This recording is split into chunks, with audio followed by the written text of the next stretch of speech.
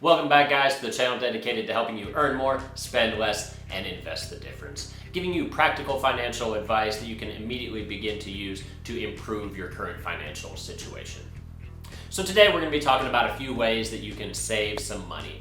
And when most people think about saving some money, they think about just never opening their wallets, just don't buy anything. And obviously it's great whenever we're able to just simply not spend any money.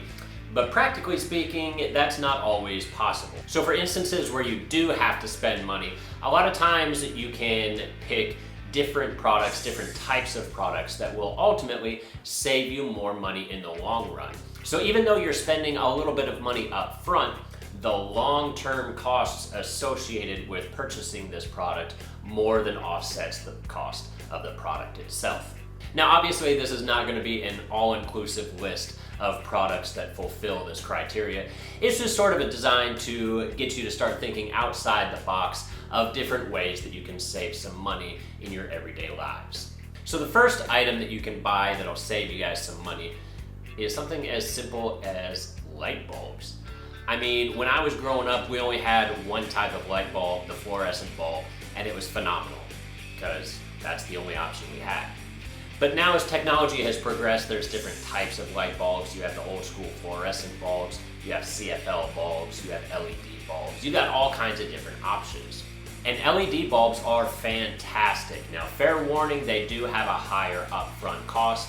An LED bulb might cost you roughly 5 times as much money as one of the old school fluorescent bulbs does. So it does have an upfront cost to it, but in the long run, it's going to save you an incredible amount of money for a couple reasons. So first off, the old school fluorescent bulbs, they're rated for roughly 1,000 to 2,000 hours. So after that period, on average, they're gonna burn out and you're gonna have to replace it with another new bulb. However, LED bulbs are rated for 25,000 hours. So somewhere between 12 and 25 times longer is what an LED bulb is expected to last as opposed to a fluorescent bulb. Not only does it last a super long time, but it's also very energy efficient. In fact, an LED bulb uses roughly 4 times less electricity than an old school fluorescent bulb does. So between the savings of not needing to consistently replace these bulbs and the electrical savings with that lower electricity cost, over a lifetime of an LED bulb, you might save 7 times as much money with an LED bulb as opposed to a fluorescent bulb. Next up on the list, and one that is probably my favorite out of all of this stuff, is a smart thermostat.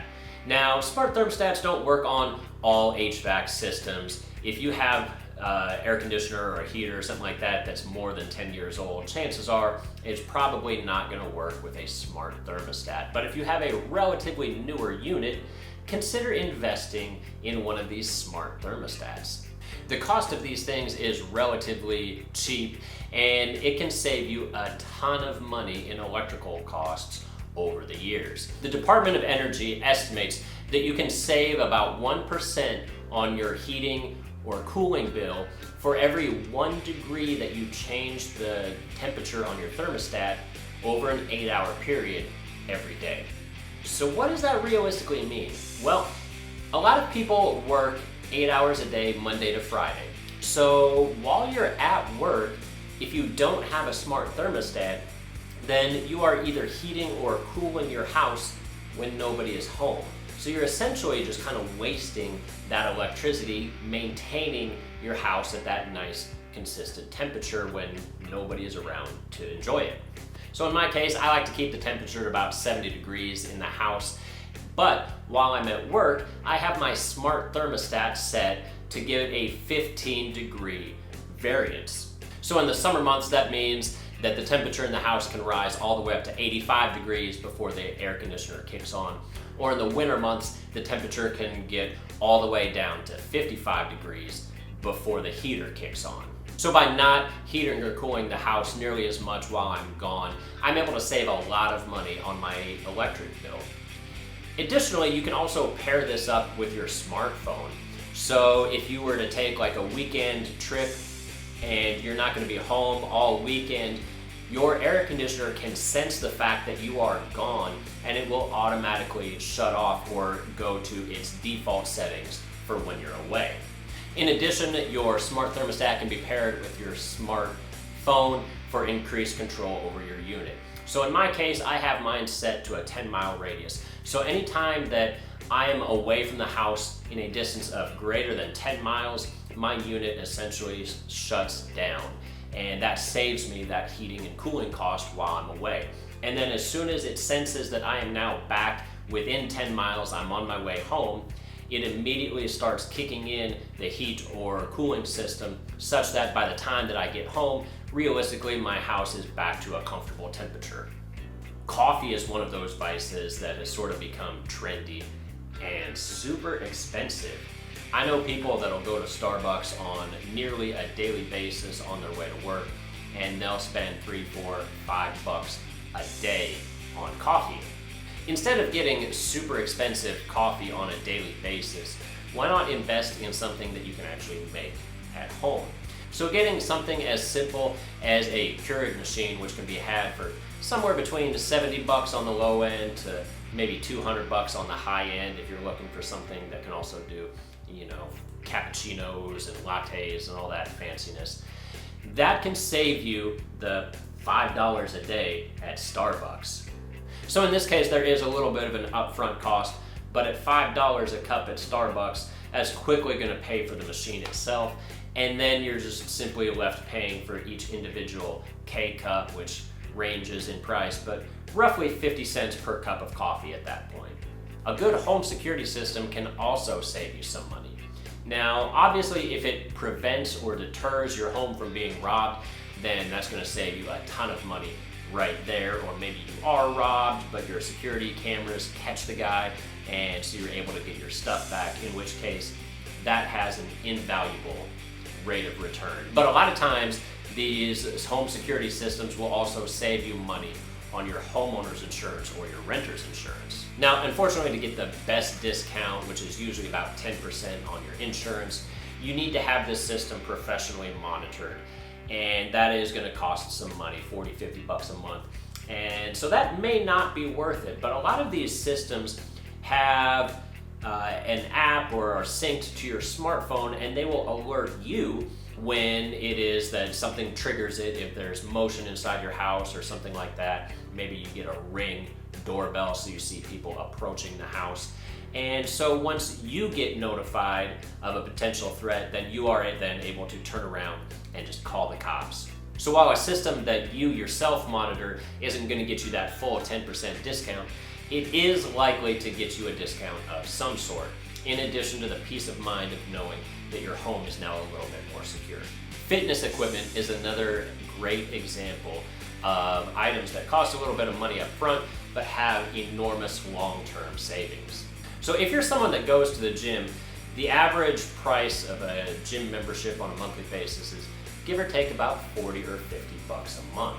And so that's going to be roughly $600 a year that you're paying for this gym membership. And that's great if you're actually using this gym membership. But realistically, for $600 a year, you can buy a lot of really, really nice equipment and have your own gym right there in the house. So myself, I turned one of the spare bedrooms that I was never using into my own gym. So I've got a weight bench, I've got a treadmill, I've got all kinds of different stuff in there. And this is all items that I purchased secondhand.